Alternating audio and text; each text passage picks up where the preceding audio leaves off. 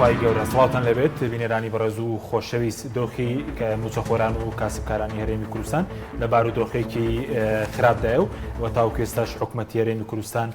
وادەی دابشکردنی موچەی مانگی سەی موچەخۆرانی ڕانەگەاندووە. لە ئێستادا حکوومەت هەرێم سێ سەرچاوەی سەرەکی داهاتی لە بەردەستدایە، بەڵام بەم سێ سەرچاوێش نەیتوانیوە موچە بۆ موچەخۆران دابین بکات. بە میواندەرێک لە بەڕێزان محەممەد ڕەوف سەرنووسەری درەومیدا لە سەدۆی سەرەکی، هەروە لاورێرە و دکتۆر سامان شاڵی مامۆسای زانکۆ تاوتوی بژاردەکانی بەردەم حکوومەتی هەرێمی کوردستان بۆ دابینکردنی موچە دەکەین. سەرەتا راپۆرتێک دەبین. وادەی دابشکردنی موچەی مانگی سێ لەلایەن حکوومەتی هەرێمەوە نادیارە. دوای نەناردنی بڕەپارەکەی بەغدا، حکوومەتی هەرێم کێشەی دابشکردنی موچەی بۆ دروست بووەتەوە. لەگەڵەوەی حکوومەتی هەرێم لە ئێستادا سێ سەرچاوەی سەرەکی داهاتی هەیە. سەرچاوی یەکەم فرۆشتنی نەوت. ڕۆژانە حکوومەتی هەرێم زیاتر لە 400,000 بەرمیل نەوت دەفرۆشێت. هەرچەندە نرخی نەوت بۆ 45 دلار بەرز بووتەوە، بەڵام بەهۆی گەندەڵیەکانی بواری نەوت مانگانە کەمتر لە 140 داهاتەکە بۆ حکوومەت دەمێنێتەوە. بەهۆی ناشەفافیەتی حکوومەتیش نازانرێت داهاتی نەوتی هەرێم لە مانگی تەمووزدا چەند بووە. سەرچاوی دووەمی داهاتی حکوومەتی هەرێم بریتیە لە داهاتی باج و خاڵە سنووریەکان. بە پێڕاپۆرتی لیژنەی دارایی پەرلەمانی کوردستان لە 6 مانگی یەکەمی ئەم ساڵ داهاتی خاڵە سنووریەکان 505 میلیارد دینار بووە و داهاتی باجیش لە 5 مانگدا 154 میلیارد دینار بووە. بەشێک لە ئەندامانی پەرلەمانی کوردستان باز لەوە دەکەن گەندەڵیەکی زۆر لە داهاتی خاڵە سنووریەکاندا هەیە، باجیش لە کۆمپانیا حیزبیەکان وەرناگیرێت. سەرچاوی سێمی داهاتی حکوومەتی هەرێم هاوکاری هاوپەیمانانە بۆ هێزی پێشمەرگە کە مانگانە بڕەکەی 21 میلیارد دینارە. بەهۆی تەشەنەسەندنی گەندەڵیەوە حکوومەتی هەرێم بۆ دابینکردنی موچە یەک بژاردەی لە بەردەمدایە، ئەوش ڕێکەوتنە لەگەڵ عێراق لەسەر دۆسیەی نەوت و خاڵە سنووریەکانیش.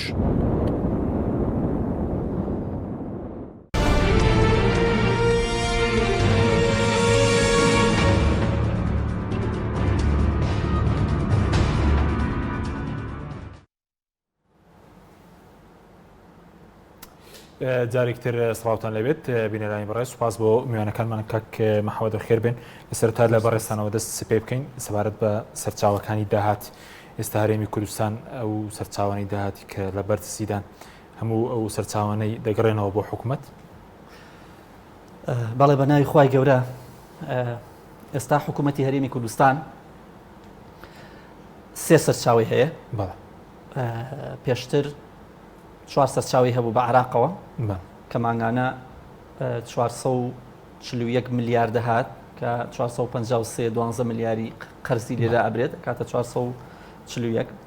ئێستا دوایین هەنگاو دوایین هەوڵ ئەوەیە کە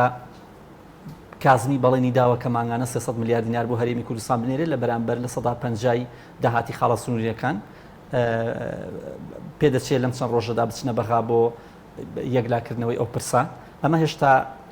گەڵاڵەن ینی بە تەواوەتی ڕێکەوتنەوە کۆتایی نەهاتووە، بەڵام بە پێی ئەو زانیارانەی کە بە دۆداچوونانی کە ئێمە کردومانە ئەوەیە کە کازمی بەڵێنی داوە لە ڕێی میرچیروان بەرزانی و بەرەم ساڵح و ئەو پەیوەندی تەلەفۆنانەی کە هەیە بەڵێنی داوە کە مانگانە 300 میلیارد دینار بنێرێت. ئەگەر نەینێرێت داهاتی هەرێمی کوردستان چۆنە؟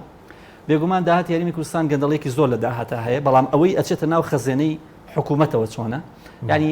ئەوەی کە هەیە ئەوەی کە ئێمە لەبەر دەستمانە دەستمان کەوتووەوەیە کە 90 میلیارد دینار مانگانی داهاتی ناوخۆیە، 21 میلیاری ئەمریکەکانە.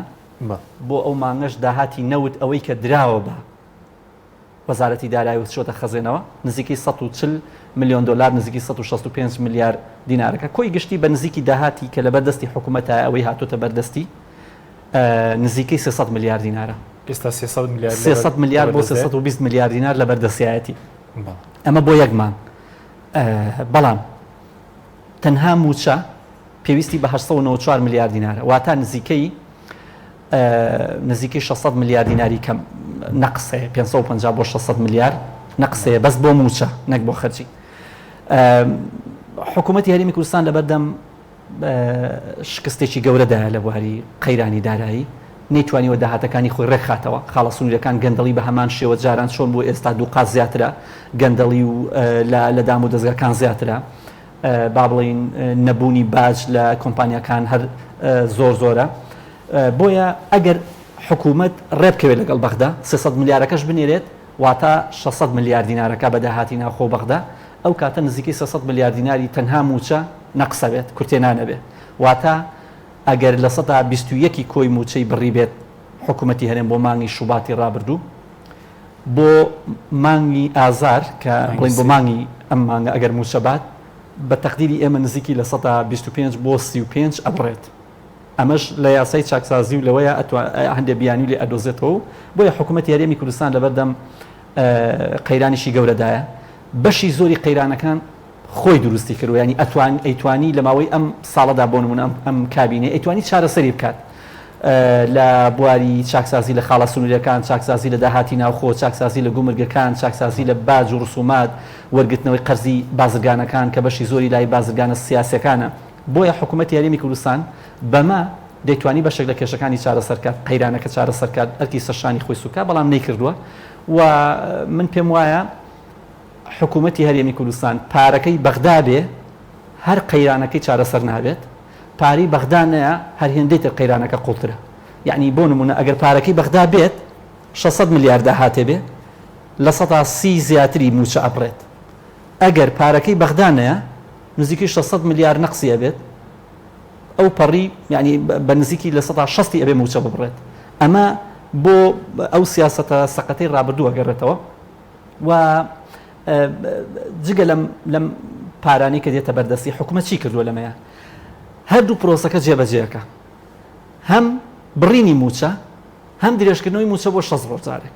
ینی ئەوە نزیکی وەزارەتی ناوخۆ وەزارەتی تەندروستی زیاتر لە مانگ و نزیکی 40 ڕۆژە بێگومان موچە تا 20 مانگی ژەم بێنێت دابەش نەکرێت واتە نزیکی 6 ڕۆژ واتە بە 2 مانگ جارێ موچادە لە 150 بڕێەوە ینی مامۆستایەک ئەگەر ملیۆنێکی هەبێت 500,000 وەرەگرێت لەبەرەوەی بە 2 مانگ جارێکە و لە هەمان کاتدا بڕینیشی ئەکەوێتە سەر بۆ نمونە من بە تێڕوانینی ئێمە بەبێ بە دوواداچوونی ئێمە لە 125 کەمتر نابێ بڕینی ئەم جارە لە 125 من تەقدیری ئێمە لە 130 بۆ 34 بەڵام لە 125 کەمتر نابێ واتە لێرەوە لە 125 لێ بڕێ لەوێژ ئۆتۆماتیکەن لە 150 بڕاوە واتە موچە لە 125 ئەدا بە موچەخۆری حکوومەتی هەرێمی کوردستان حسابی مانگێ بکەین حسابی ئەمە 2 مانگ بە 2 مانگ جارێ موچادا بەو شێوەیە کە لە 125 شێبڕێ لە 150 لێ بڕاوە ئەمە کاریگەری لەسەر قەیرانی دارایی 2 هێندە زیاترەکە یەک کاریگەری لەسەر قەیرانی بازار تو ئەمە بەس بۆ موچەخۆرە ئەی بازار ئەی کاسبکاری قوربەسەر لە بازاردا بازاریش جموزوری کەم تەیەکەوێت ئەو کاتێک کە من مۆزەفێکم بەڕێزت مۆزەفێکی فەرمانبەرێکی گرنتی نییە کە موچەت بێت بۆیە ئەو موچەی کە دێت دەست خەرجی ناکەی ویا ئەوەتە لە 125 موچەکە دێتە دەست کە جاران لە 100 ئاهاتە دەست بۆیە هەموو ئەمانە قەیرانەکە ئالۆسترەکە سوپاس دەکەم دەگرێم وڵات دواتر دکتۆر سامان جنابشی بەخێر بێ سوپاس بۆ ئامادەبوونتان سەبارەت بە بژاردەکانی بەردەم حکوومەتی هەرێم ئێستا و قەیرانە دارایی و قەیرانە موچێش کە دروست بووە جگە لە ڕێکەوتن لە گەڵ بەغداد لە ناو خۆدای بژاردەیەکەیە بۆ دابینکردنی موچە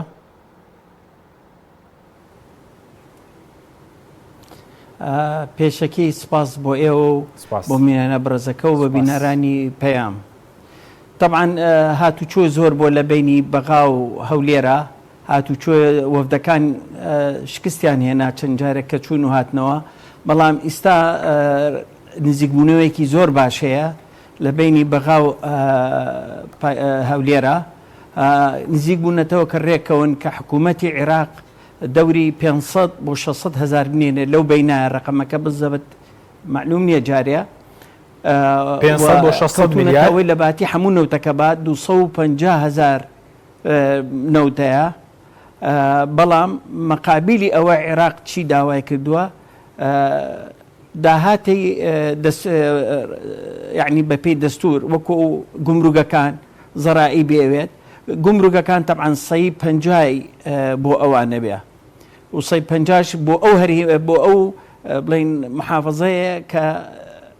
نەوتەکەی کە گومرگەکەی تایە طبعاً ئێمە 11 خاڵی سنووریمان هەیە 6 ڕسمیە و 5 غێر ڕسمیە بەڵام لێرە کازمی قسەیەکی نەختێ سەرنجڕاکێکی وتێتی من ئەگەر سنوورەکانم بەنیە ئەو سەی پەنجایان کە ئەمێ لەوە زیاترە کە ئیستا دەستیانەکەوێت ئەمە نەختێ وەستانی ئەوێت کەواتە ئێمە سەی 25 ئەگاتە دەست وەزارەتی دارایی باقیەکەی کەی دیارە تر ئەڕوا بەم لاو بەولا ئەمە خۆی لە خۆیان هەنگاوێکی یعنی مەترسیدارە کە ئەو قسەیە کات دیارە ئەو کە قسەیەژەکات لای معلومە کە نزیکە لە معلوماتەکەەوە کە چەند لەم خاڵە سنووریانەوە گمرک وەرەگیرێت و تەسلیمی حکوومەت کرێت لەوە نزیک بوونەتەوە و هیوادارم وەفدی هەرێمیش ئەڕوا بۆ بەغا ئەگەر هاتوو ئەم مفاوەزەی ئەم جارە سەرکەوێت کەواتە هەرێم ئەتوانیە لەوانەیە ناڵێم 30 ڕۆژ لەوانەیە لە چ ڕۆژ زیات لە چ ڕۆژێکە توانێ هەر چ ڕۆژارێک موچە بدا ئەمەش لە خۆیان هەنگاوێکی باشە و ئەم اتفاقی کە بکرێت هەتاکو نهایەتی ئەم ساڵە بێت باشە بۆ چونکە ئەوەڵەن میزانێ نەکراوە میزانەی 2020 دەکرێت کەواتە مفاوەزات لە عانی 2020 ئەو ساکە ئەتوانن میزانە لەسەر میزانەی 2021 ڕێبکەون کە لە نهایەتی ئیم ساڵە ئەبێت باشە دکتۆر و لەلایەکی کەشەوە سعری نەوت فەرقەکە لە مانگی سیا کە $7 بوو ئیستا نزیکی $45 بۆ ئیستا لە ساڵحی هەرێمە ئەم اتفاقیە بەڵام ئەگەر نەوت هەروەکو خۆی مایەوە یعنی نەچۆ سەرەوە تەوەقع ئەکرێکە بچێتە سەرەوە ئەمە ئەبێ هەرێم پیا بچێتەوە چونکە پار یعنی لە 2019 با بڵێین معدلی فرۆشتنی بەرمیلێن نەوت $52.76 بووە بە پێی تەقریری ریپۆرتی دیلۆیت اینجا ئەم داهاتانە ئەبێ ڕێبخرێتەوە و ئەو کەسانی کە ئەچنە بەغاش طبعاً ئەبێ لە میزانێ بزانن ئەوە زۆر گرنگە کاک حەکیم میزانێ دوو کۆڵەکەی هەیە کۆڵەکەی داهات و کۆڵەکەی مەسروفات لە ئەبێ داهاتەکەت لەسەر ئەساسی داهاتەکە و مەسروفاتەکەی خۆت بکەیت بەڵام ئەوەی کە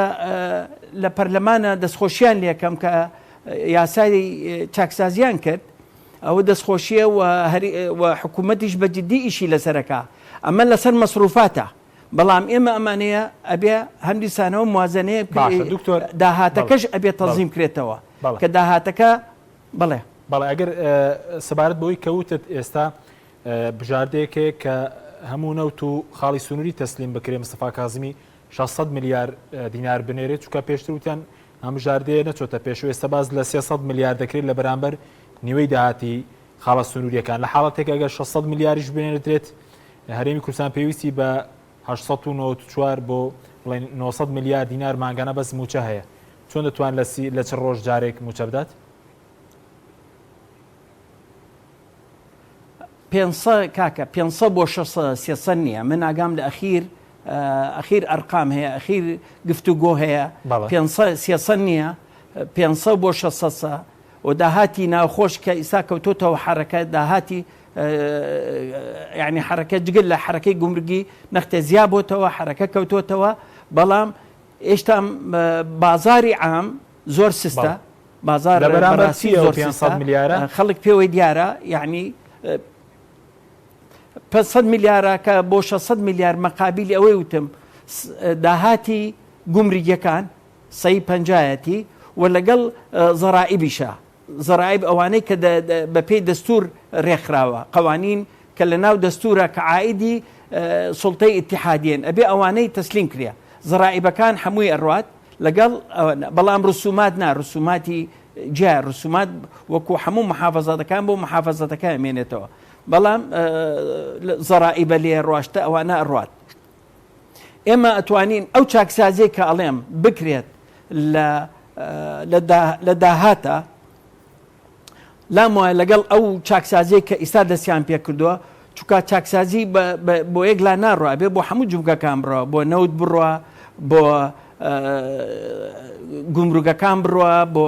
سەحا بڕوە بۆ تعلیم بڕوە بۆ کەشتوکاڵ بڕوە بۆ بەلەدیات بڕوە ئەمانە هەبێ هەمووی تیاکرێ نابێ هەر تەرکیز کرێتە سەر موچە بەڕاستی تەرکیزکردنە سەر موچە شتێکی باشە کە ئەو بڵین چۆنەڵێ بندیوارانە نەمێنێ ئەم بندیوارە سەردیوارە پشتیوارە ئەوانە نەمێنێت هەر ئەوانە ئەوە شتێکی باشە بەڵام لەگەڵیشە ئەبێ چاکسازی پرێ لە داهاتە باشە دکتۆر ینی ئێستا هیوادارم پەرلەمان سەرکەوتوو بێتە باشە بەس زۆر بە کورتی یعنی ئێستا کازمی بەبێ داهاتی نەوت بەس بە داهاتی خاڵە سنووریەکانی نیوە لەگەڵ داهاتی ناوخۆ ئامادەیە 600 میلیارد بنێرێ ئەمە زانیاریە 25,000 نەوتەکەژە بە 25,000 بەرمیل نەوتی شێوەیە بەڵێ عفوەن 250,000 باشە بەرمیل ڕۆژانە ئەوەیژە بە باشە دەگەڕێم وڵات سپاس دەکەم کاک محەممەد سەبارەت بۆی کە بەرەز و حکوومەت خۆی قەیرانی دروست کردووە گەر نەدەتوانێت لە ناو خۆدا موچە بدە بەوێ پارەکەی بەغداد لە ناو خۆدا ئەگەر بۆ نمونە بەڵێ یەک خاڵ هەیە لەوەیە ئەوەی کە دوایین زانیاری ئەوە بوو کە حکوومەتی هەرێم و بەرپرسانی هەرێمی کوردستان داوایان کردووە کە پارەکەیان بۆ زیادکات یەکەم جار کاسمی بڕیار بە 250 میلیارد دینار بنێرێ لە بەرامبەر لە 150 داهاتی خاڵە سنووریەکان و ئەو دامەزراوە فیدراڵانەی کە هەیە 250 میلیارد بە دواتر گفتوگۆ و تەلەفۆنات گەیشتە نزیکی 300 ئێستا بەرپرسانی حکوومەتی هەرێم مەمنونن بە 350 میلیارد هەرگیز حکوومەتی عراق 500 میلیارد بۆ هەرێمی کوردستان نانێرێت من ئێمە زۆر بە دوواداچوونمان کردووە هەم لە بەرپرسە هەرە باڵاکانی هەرێمی کوردستان و لای عراقیش بەداتی نێوتی شۆ ناینێرێت ئەو تا هەفتەی پێشوو قسەکەرە لەسەر ئەوە بوو کە داهاتی نەوت وەرنەگرن چونی پڕە لە کێشە پڕە لە گەندەڵی داهاتی نەوت بۆ معلوماتت هەر پێوەست نییە بە بەرپرسانی هەرێمی کوردستان و داهاتی نەوت پەیوەستە بە تورکیاوە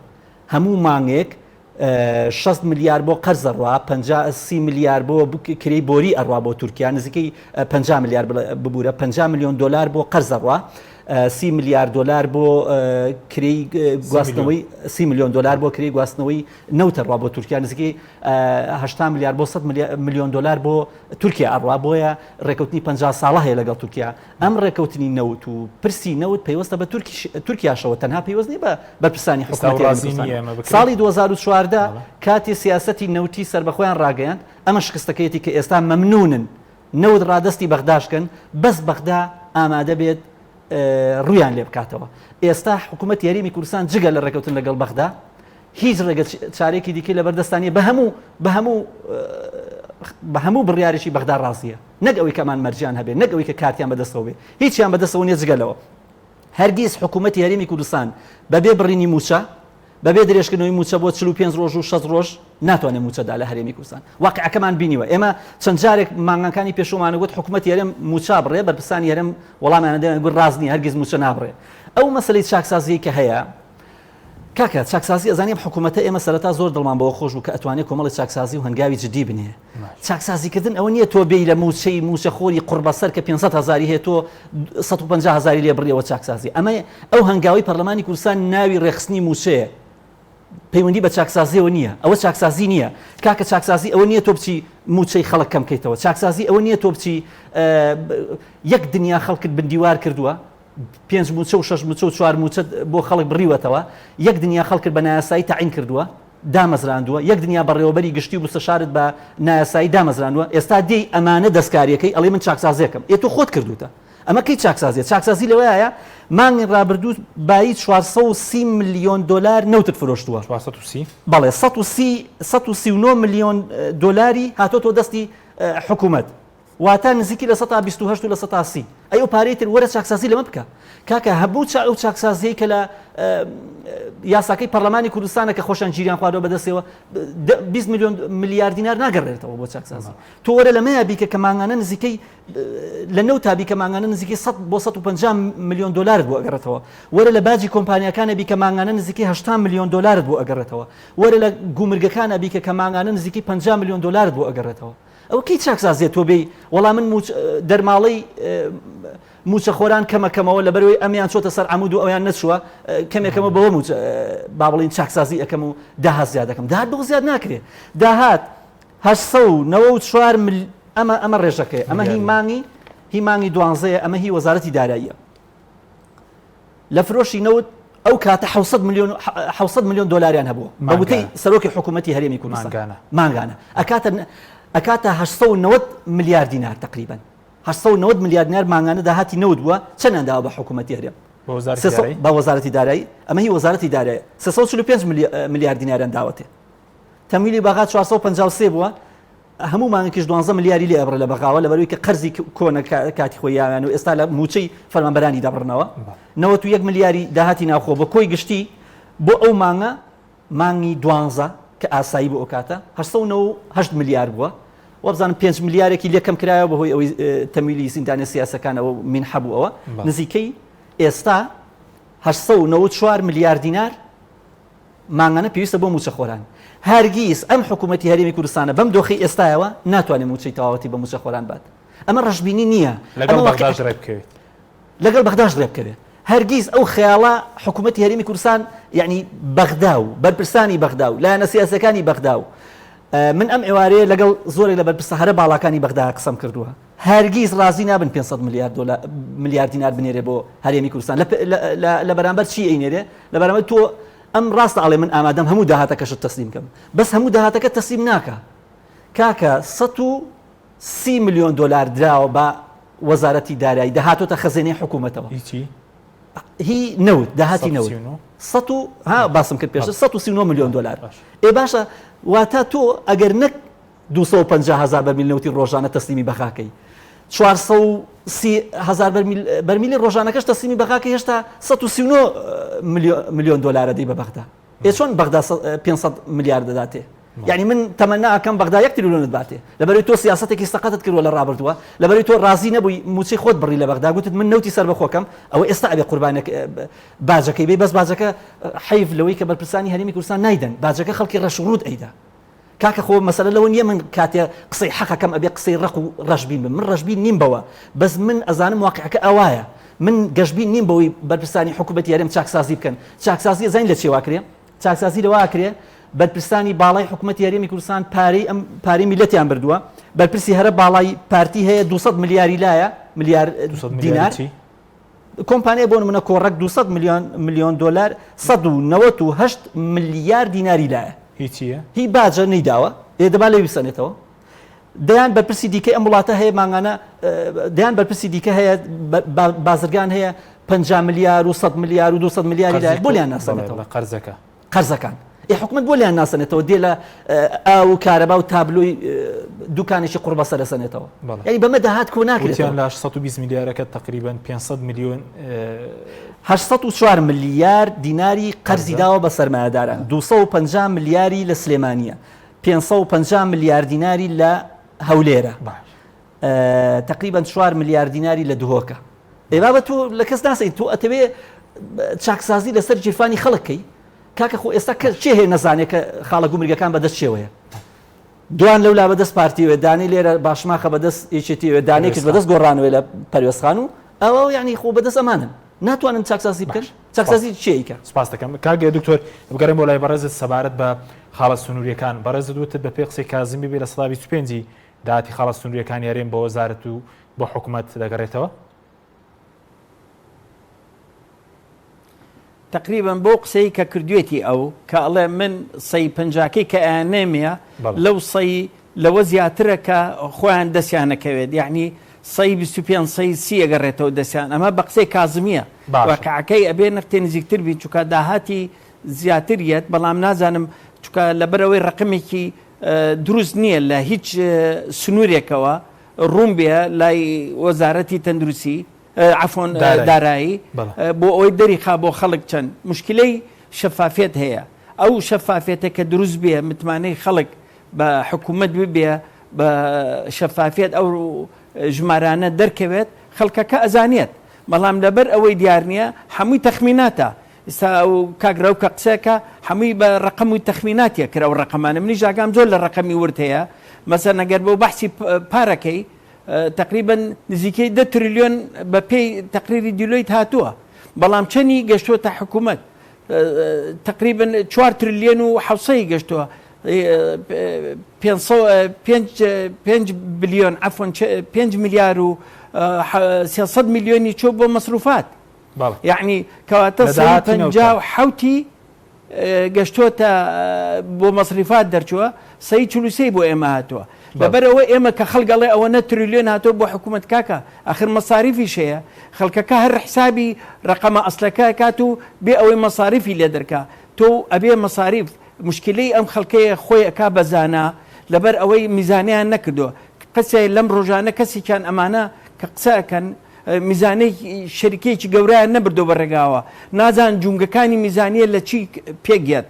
چۆن لی دەرەکەیت و نەتائیج دەرێنی مشکلەی ئەوەیە ئەم وەفدەش کە ئەچێ بۆ بەغا هەندی خەڵکیان لێ بە حیاتیان ڕۆژە لە ڕۆژان میزانەی شەریکەیەکیان نەکردو نەوەکو دەوڵەت ئەوە مشکلەکان یعنی خەڵکی ئابووری چاکەیە لە زانکۆکانە لە حکوومەتا خۆی ئەوانە ڕێگا نادەن بۆ بەس بۆ وەفدەی کە تەشکیل کراوە ئەوان خۆیان هەموو شتێک ئەبنێ پێشەوە ئەوە خۆی لەوە لاوازی ئەم وەفدە دەرەکا و مشکلەی گەورەش لەم وەفدا کە سەرکەوتوو نەبووە لاوازی ناوخۆشمان چونکە ئەمە وای لێ کردوین هەر لایەک هەر حکوومەتێک جیهەتێک ڕاکێشەیە لەو لاوە ئێرانە لەو لا تورکیا و قسمێکیش لە بەغا خەڵکی نایەرمان هەیە لە بەغا جگەل لە جەماعەتەکەی خۆشمان لە بەغا ئیژەکەن دژی خۆمان ئێمە نەتیجەکەی والێکە کە حکوومەتی هەرێمیان لاواز کرد لە مفاوەزاتە بەڵام ئەگەر ئێهات و یەکتەبایی هەبێت لە ماڵی کووردا حکوومەت ئەتوانێ بڵێ ئەتوانێت چارەسەر بکە ئەتوانێت مەسەلەن بۆ میسالێک با پێ بڵێم لە خانەقینەوە بیگرە تاکوون زاخۆ چەندی تەجاوز هەیە چەند ئەم عەرز و ڤێلا هینا نەکراوە هەموو لەسەر عەرزی تەجاوز وەرە حکوومەت بڵێ ئەم عەرزانە هەمووی تەملیگەکەم هینی حکوومەتە ئەمە بە پێی مەساحە بە پێی مەوقع حسابیان بۆ بکە بزانە 5 میلیارد دلار کۆ ناکاتەوە ئەم 5 میلیارد دلارە ئەمانگەیەنی هەتاکو میزانەی 2020 بەهێزەوە لەگەڵ بەغا قسە بکەین بەڵام مشکلەکەی خۆمان نایەنە ژێرباری خۆمانەوە خۆمان لاوازەکەین یعنی حکوومەت چی بکە حکوومەت دیفاعی لێ ناکرێت بەڵام دیفاعەکە خۆمانین کاکە گەندەڵی بۆ بە کەلتورتیامانە کەلتورە کاکە یعنی ئەمە شتێکی شاراوە نییە گەندەڵیستا لابراوە وەکو خیانە چۆن بۆ بە کەلتور گەندەڵیش بۆ بە کەلتور ئەی چاکسازی بۆ چییە بۆی ئەو گەندەڵێ نێڵن کە گەندەڵی کە ئەڵێم من دەستخۆشی لە پەرلەمانەکەم قانونیان دەرکرد هیوادارم قانونی داهاتەکەش دەرکەن بۆ ئەوەی قانونێکی متەکامیل بێت بۆی بتوانن دەست بەرن بۆ هەموو جوگەکان چونکە بەوە نەبێت سەرکەوتوو نابێ حکوومەتەکە هەنگاوی ئەتوانێ هەنگاوی بەهێزی تیابێ ئەگەر ئێمە هەروە بە زەلیلی لە بەردەمی بەغا بمێنینەوە تەبعەن ئەوان زیاتر داواکەن ئێستا بۆ میسالێک ئەگەر هاتوو وەلەو ئێستا ئەم کە من ئەڵێم نەفتە نەرم بۆ بەغا لەژێر زەختی ئومەی متحیدە و ئەمریکایە بە خوڕایی نەبووە چونکە کازمیش زەختێکی زۆری لەسرە لە ئەوانەی کە دژین لە هەندێک برادەرانی خۆمان ئەمانە وایان لێ کردووە کە نەختێ تونگی ببینێ بەڵام لەم ئەخیرا کە من ئەو قسەیەکەم لەبەر ئەوەی نەرمێک هەیە و تەفاهمێک هەیە حکوومەت هەوڵایە کە بگەنە تێگەشتنیەک حکوومەت هەوڵی خۆیاوە وەکو جاران نییە ینی بڵێ وتومان نەوتەکە هێن و نەمان ناو بەڵام ئەوەش بزانن بۆ خەڵکی کوردستان ڕوون بێت کە ئێمە 250,000 بەرمیلی نەوتەکەمان ناو نەتێ ڕۆژانە ئەو لە بوجەکە بڕیوێتی لێمان ئەخرەوە حسابکەن بوجەکەی بڕیوە یعنی ئەو پارەی کە حساب کردووە لەسەر و بڕیوێتی هەر موچەکەی بۆ نردووی یعنی هیچی تەشغەلی بۆ ناتوو لە ناخۆی خۆمان ئێمە تەواومان کردووە و موچەکەمان ناوە و ئیشی کەوتە حرەکە بەڵام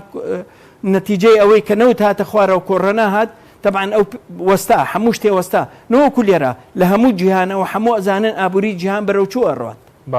بەڵێ سوپاس دەکەم دواتەگەرەمەوە لای بەڕێز هەرچەندە ڕەنگە بڵین موچەنە وەستا بێ لە وڵاتانی تر دەگەڕێمە وڵات دواتر ناوبڕێکمان هەیە بەڵێ بینەرانی بەڕێز ناوبڕێکی کورت و دەگەڕینە وڵات تۆپ ئارت تاکە بریکاری تۆڕی میدیایی کۆمەڵ بۆ دروستکردن و بڵاوکردنەوەی ڕێکلام تۆپ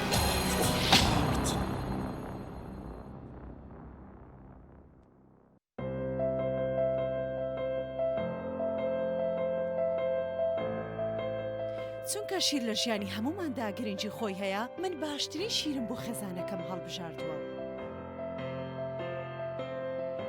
هەموو کات شیری ئاڵتونسا بە منداڵەکانم دەدەم بۆ ئەوەی مێشتێکی چالاک و داهێنەرانەی هەبێت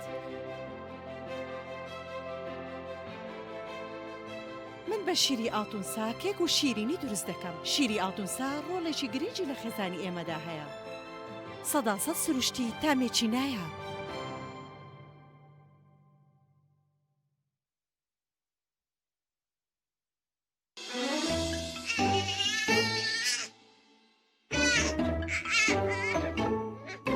ئایا منداڵەکەت هەوڵ ئەدات شتێکت پێ بڵێت؟ ڕەنگە ئازار بکێشێ بەهۆی خراپی دایبیەکەیەوە. ئێستا ئەتوانی دایبی لەم ساجۆی تەندروست تاقی بکەیتەوە بۆ ئاسوودەی مناڵەکەت. لا تەنیشتەکانی لاستیکین. زۆر بە خێرایی وشک ئەبێتەوە. پێستی مناڵەکەت بە وشکی ئەهێڵێتەوە. شەوێکی ئاسوودە و بەیانیەکی پڕ لە چالاکی پێدەبەخشێت. ئاسوودەیی مناڵەکەت لەگەڵ لەم ساجۆی دەست پێ ئەکات. ئایا تا ئێستا کێشەی کارەبات هەیە؟ بێزار بوویت لە کێشەی کەمی کارەبا و بڕانی بەردەوامی؟ بە دوای کارەبایەکی بەردەوام و بێکێشە و تێچووی کەمدا دەگەڕێیت؟ ئەوە فانسی پاوەر سەرجەم و کێشانەی بۆ چارەسەر کردویت بە دانانی سیستەمی سۆلار و وەرگرتنی وزە لە خۆرەوە با بەکارهێنانی باشترین مەوادی ستانداردی جیهانی کە سەرجەمیان گرنتی چەندین ساڵیان لەگەڵدایە. بە سەرپەرشتی ئەندازیار و ستافی شارەزا و بازمون کارەکان جێبەجێ دەکرێن. ئەم سیستەمە دوورە لە تێکچوون و هیچ تێکچوویەکی ڕۆژانەی نییە. هەروەها بە دۆستی ژینگە ناسراوە و ژینگە لە پیسبوون دەپارێزێت. فانسی پاوەر بۆ داهاتوویەکی ڕووناکتر. ناونیشان سلێمانی شەقامی مامۆستایان نزیک شەقامی قەنات تەلاری جاسەنە 0 153 85 85. ئەم کوڕانەوی چالاکە حەزی لە چپسێکی چاکە بۆیانینی لای تاکە زۆر تەندروستە و زۆر پاکە. ئەم چەشناوی باریە حەزی لە چپسی نینیە نینی تامی سروشتیە هیچ چپسێک وەک ئەو نییە. هەر جوانیش کوڕێکی جوانە حەزی لە ئاهەنگێرانە لە یادی لەدایک بوونەکەی چپسی نینی بوو هەڵبژار دەکەی. نینی هاوڕێی مناڵانە تامی خۆشە و بێزیانە بۆن و ڕەنگی هەمە جۆرە شێوە و قەبارەی زۆرە. بشاری نینی تامێکی لە یاد نەکراو. برنجێک بخۆن کە دڵنیابن لەسەر چاوەکەی چونکە تەندروستیتان لە هەموو شتێک گرنگترە. برنجی سروشتی شیمال باشترین جۆری برنج لە تەواوی دنیا، ئەویش بەهۆی ئەوەی لە خاکێکی بەپیت و جەوێکی شێدار و باراناوی شیمالی ئێراندا دەڕوێت. برنجێکی سروشتیە و هیچ مادەیەکی کیمیایی و حافزەی تێکەڵ نییە و هیچ زیانێکی بۆ سەلامەتی و تەندروستی و قەڵەوی نییە. بگرە زۆریش بەسوودە. پێکاتەوە ڤیتامینەکانی برنجی سروشتی شیمال پرۆتین، ئاو، ڤیتامین ئی، کالیسیۆم، ئاسن، مەگنیسیۆم، مەنگەنیز، پۆتاسیۆم، ڤیتامین B1، B2، B3، B5، B6 واتە ئەم برنجی کارگەکان نییە خاڵی بێت لە ڤیتامین بەڵکو چڵتوکە و خۆمان کڕی دەکەین. شێوازی لێنانی لەگەڵدایە. بۆ دەستکەوتنی برنجی سروشتی شیمال پەیوەندی بکەن بە 0 353 27 27 هەر کات تاقیتان کردەوە خۆتان بڵاوی دەکەنەوە.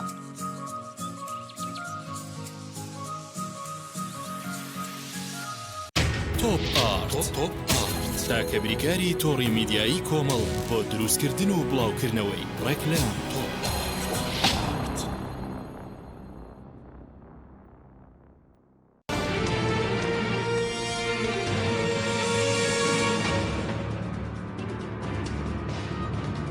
جارێکتر سڵاتان لەبێت بینەرانی بەڕێز کاک محەممەد گەرم و لای بەڕێز سەبارەت بە بژاردەی ناوخۆی کە ئێمە واز لە عێراق بینیم بژاردەی ناوخۆیمان نییە بۆ چارەسەری موچە یاخود دەستی بۆ نابرێ. ئەزانی چی ئەم حکوومەتە ئیرادەی چاکسازی نییە. ئێمە چەند ساڵە قسە لەسەر ئەواکەین ئایا حکوومەت ئیرادی چاکسازی هەیە؟ بەڵێ لەوەیە هەیەی کە دەست ببرێ بۆ موچە. فاسیلێ هەیە ژنێک باسی ئەوە کاڵێ لە ئەمریکا تەقێ بکرێ لێرە موچە دواکەی و نامێنێت. یعنی دەست بۆ موچە ئەبرێت بەڵام دەست بۆ هەموو کۆمپانیازەوە لە حەنابرێ. دەست بۆ دەستی حزب نابرێ لە بازار لە کۆمپانیاکان لە شەریکەکان لە نەوت. کاکە تۆ بە سەیریکە ساڵی 2019 دەکە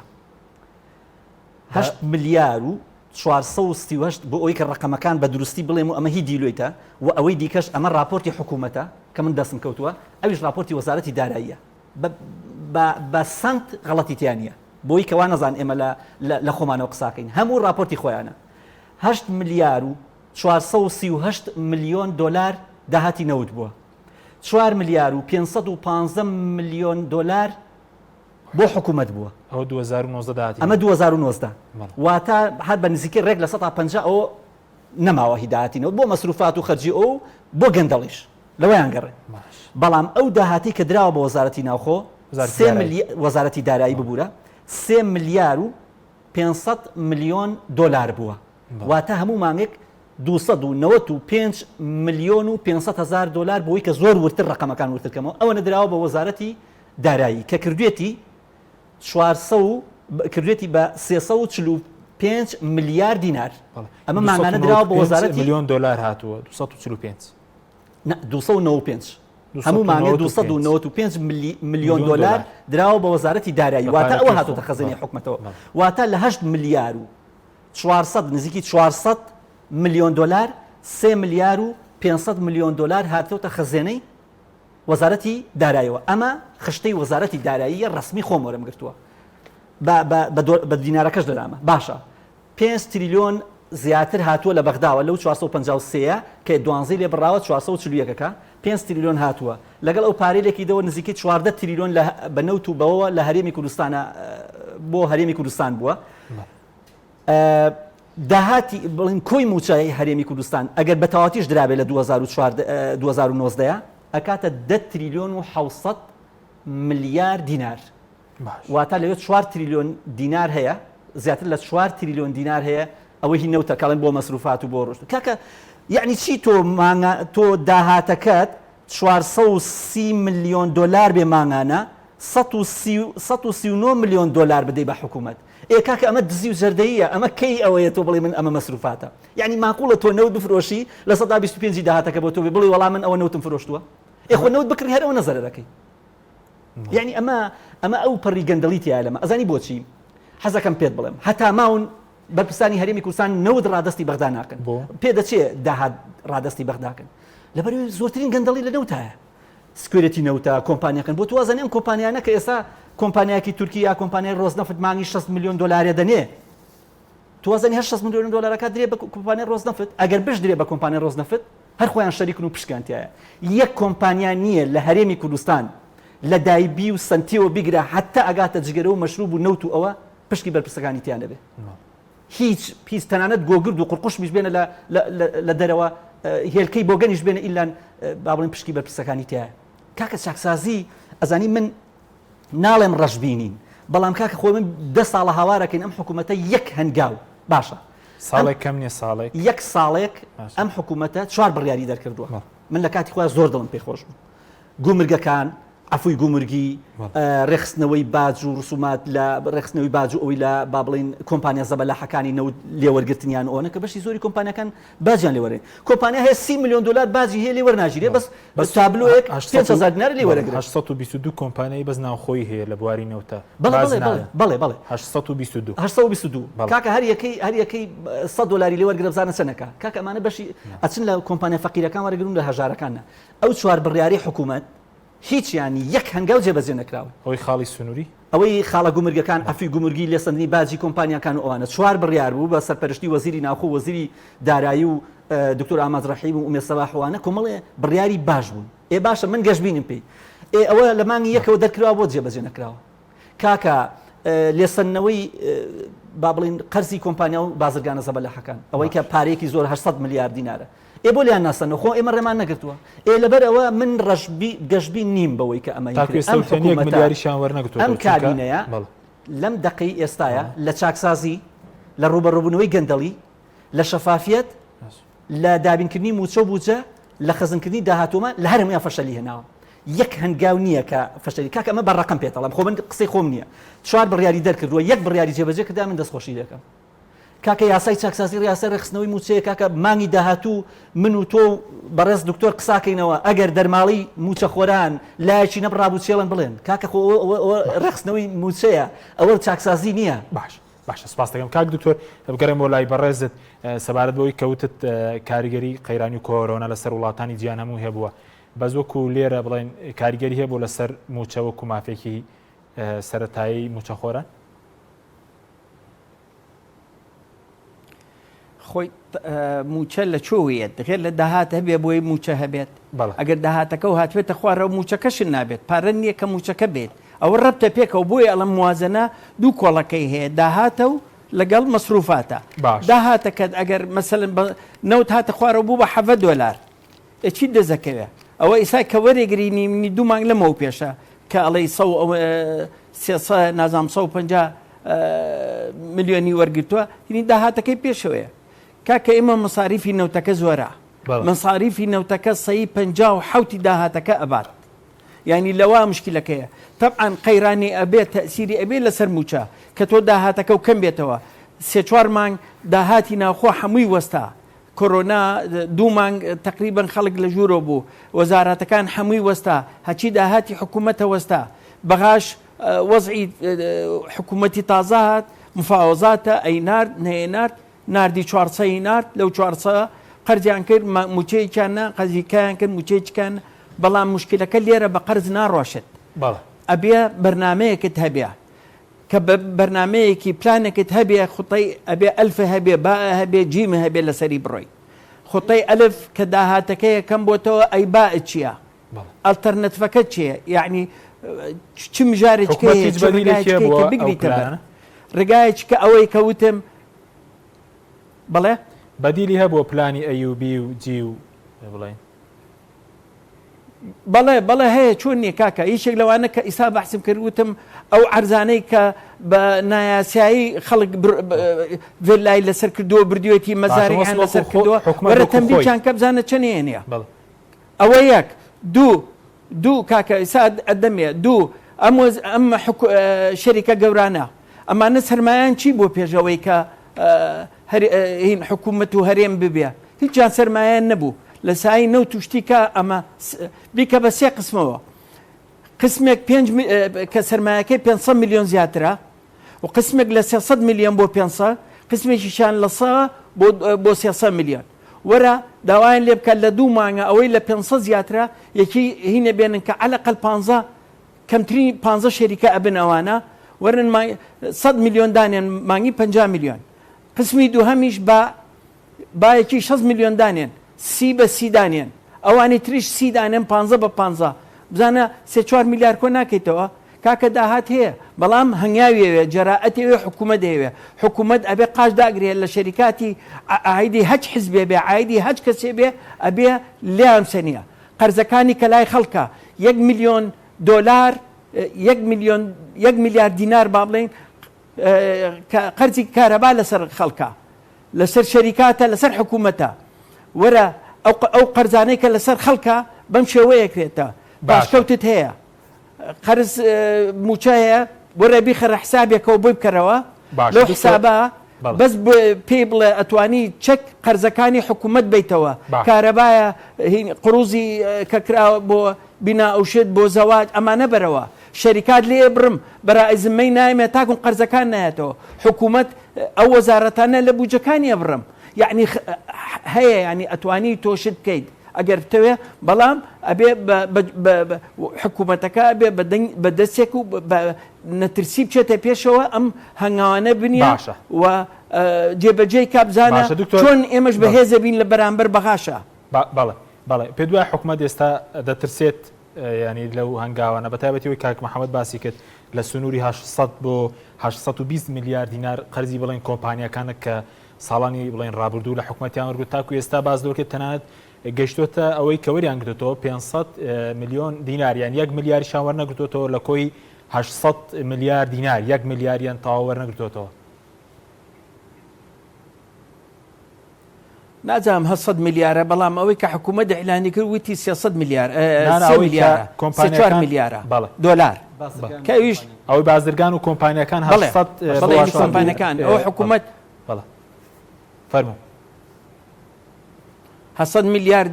على كل ئەوەی کە ملیار بۆ لەوانەیە جەنابە باشتر گوێ لێ بۆ بەڵام مشکلەکە لەوایە حکوومەت وەکو ئەڵێم چ ئەو پارەی بێت چ ئەمانەی کە من تەقدیمم کرد ئەبێ بە جەراعەتەوە لە هەمیان سەنێتەوە مهم نییە عایدی چییە ئەوە تکرارەکەمەوە هەچ کەسێکە ئەبێ حکوومەت ئیجراعات بکات لەسەر هەموو ئەو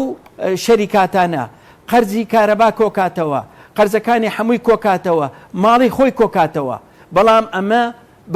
بە حکوومەت ناکرێ ئەمە ئەبێ بڕیارێکی سیاسی لە پشت بێ ئەبێ ئەم حیزبانە هەموو کۆک بن تەبابن لە بین یەکە بەڵێ بیکە ئێمە لە پشتین بزانە چۆن نەتوانانی بکرێ بەڵام لایەک نەیکات و لاکەی تر بیکە نایڕات تۆ ناتوانانی من لەسەر سلێمانی دانێم و لەسەر هەولێر و دووهەک نادێنێم لەسەر دووهۆک و هەولێر دانێنم لەسەر سلێمانی دانێنم بۆیە ئەڵێم ئەمە بریارێکی حیزبیە بۆیە ئەڵەم ماڵی کورد لە ئاوازە چووکە یەکتەبانین لە نەبینی خۆمانە ئەوە گرنگترین بڵم چی بەقوترین هێزی ئێمەیە کە لاوازین جابزانە بەقوترین هێزی ئێمە لاوازین یعنی نازانم چۆن بە چ زمانێک بڵین ئەمە چۆن ئەبێ ڕێکخرێتەوە ئەبێ حزبە سیاسەکان پشگیری بکەن بەڵام پشگیریەکی تەواو هەموو بێنە ژێر باری ئەم قەرزارانەوە ئەم قەرارانەی کە حکوومەت دەیە حکوومەت هەمیانی تیان هەردوو حیزبی تیانە معارەزەی تایە باشە دکتۆر زۆر بە کورتی یەک دقەمانماوە بۆ بەڕێزت ینی بەس خەڵک ڕەنگە بڵێ ئەگەر پارەی نەبێ بەچی قەرزی ئاو و کارەباوانە بدات ئێستا خەڵک پارەی نییە وەکو کۆتا پەیامیشی زۆر بە کورتی بە دەقەیەک سوپاس دەکەم. کاکە من وتم حکوومەت ئەبێ حسابێکیان بۆ بکاتەوە ئەو پارە قەرزانەی کە لای هەج موچە خۆرێکە بخاتە ئەو حسابەوە ئەو حسابە بەس بە چەک ئەتوانێت قەرزی حکوومەتی لێباتەوە لە پارەکەی خۆیەتی قەرزە لای حکوومەت هەم حکوومەت قەرزەکەی بۆ ساغەکاتەوە دڵی ئەمینە لە پارەکەی لە بانقایە بەڵام ناتوانێت ڕایکێشێ بەس بە چەک ئەتوانێت بیاتەوە بە قەرزەکانی کارەبایە